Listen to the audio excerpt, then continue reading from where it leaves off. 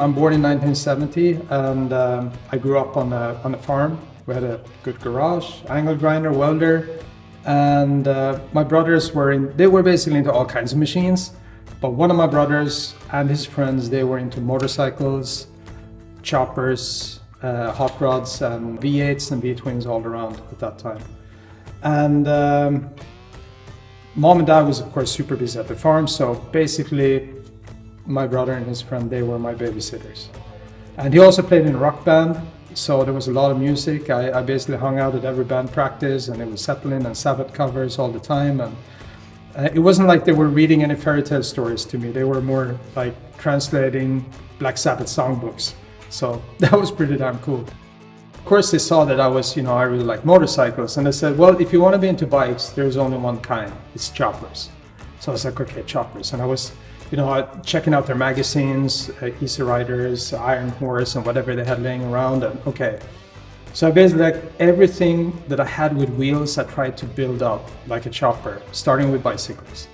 And already by that time, both, my dad was super fed up with me because I wanted him to weld everything. So he actually taught me how to weld. I was, like 6 or 7, super welds, but at least I could get 2 metal parts together. And I started extending the forks on the bicycles.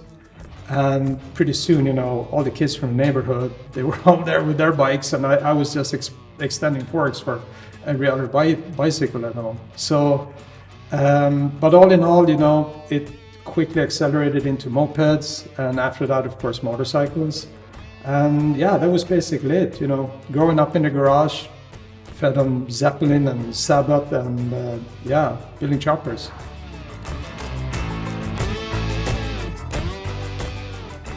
So it's really interesting when you talk to people in the motorcycle scene, because everyone seems to have their own Indian motorcycle story.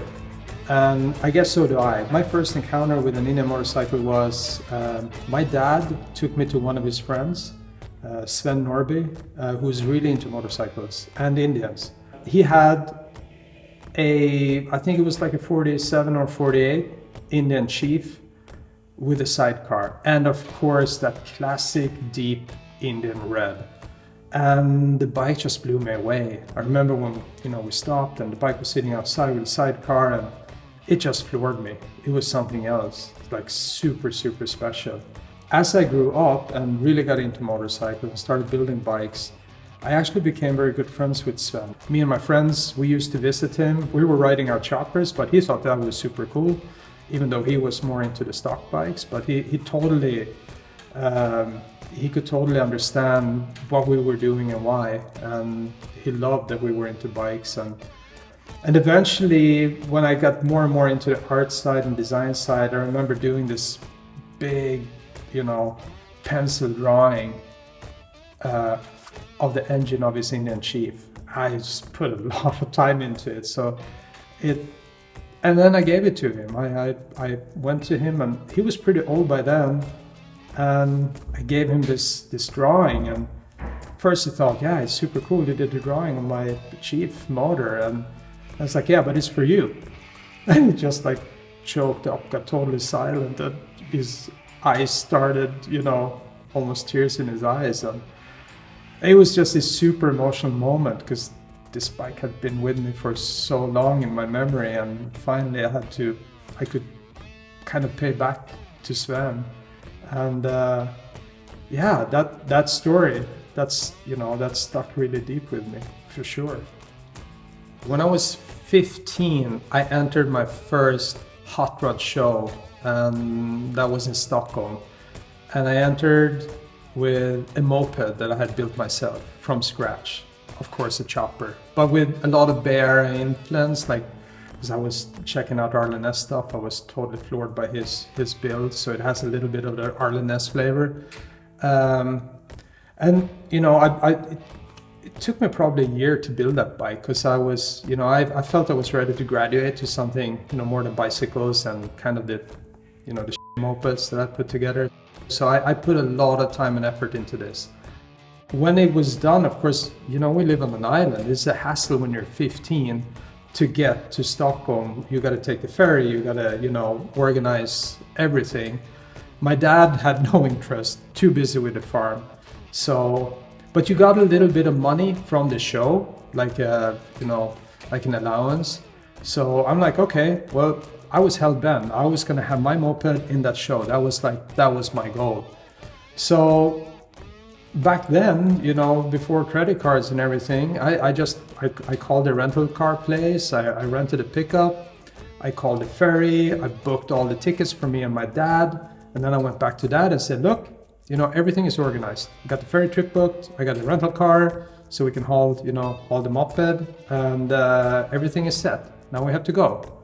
And he was like, oh, well, then I guess we have to go. And we went. And I actually ended up winning first prize in the moped chopper class. So that was a pretty cool story, for sure.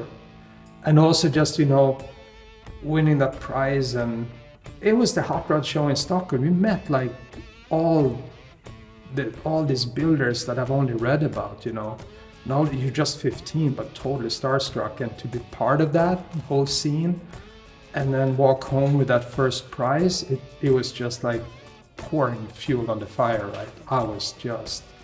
That was it, this is what I'm gonna do the rest of my life. And that little moped chopper is actually the only one I never sold. I still got it, still sitting at home in my shop. I kept it all these years. The only bike I never sold. Being so deeply fascinated with anything, the whole American motor culture, of course, what I really wanted to do as soon as I could was just go to the States, right? And by the time I was 20, me and a friend had saved up enough money so we could get on a really flight to New York. And from there we basically drove cross country. But our first target was Daytona Beach. And on the way there, of course, we visited any old custom shop, dealership, anything we could find, along the way, and met all these old geezers and graybeards, really cool, characters. They all had stories to tell, and I thought it was super weird that two 20-year-old Swedes were driving in a car, and and mainly, we were looking for parts too, right? We filled up that car with old chopper custom parts and race parts.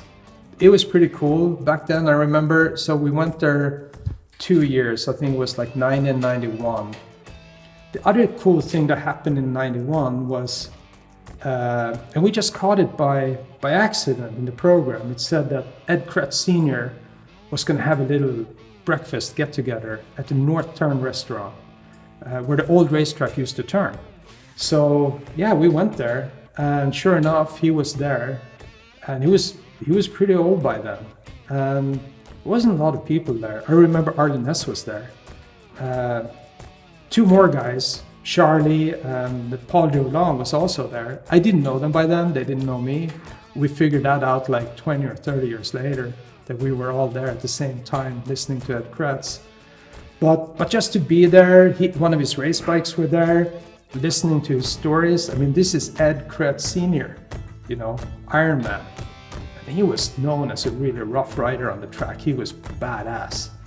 And to listen to his stories and just taking it all in, he was one of the founders of 13 Rebels Motorcycle Club. And, 13 Rebels, Boost Fighters, it's basically like, they were right there. Well, Hollister 1947, and everything that formed the basis for the Wild Ones movie with Marlon Brando. He's there. We're listening to him. That was pretty epic, to be honest. Indians were still rare, especially anything customized, bobbed or chopped. But once in a while, there were race bobbers, of course, because, Daytona Beach is a lot of racing, right? Old flat track and stuff. But once in a while, there was like a old barn find chopped chief that rolled through the street, and it would just, everyone would just stop in their tracks. And it's like, whoa, super badass chopper just rolling through. And of course, there was a lot of original bikes, and they were absolutely beautiful and streamlined and perfectly restored. But what grabbed hold of me, what really intrigued me, was the choppers and the bobbers, and yeah, that's what intrigued me. I've dreamt 20 years of this motorcycle.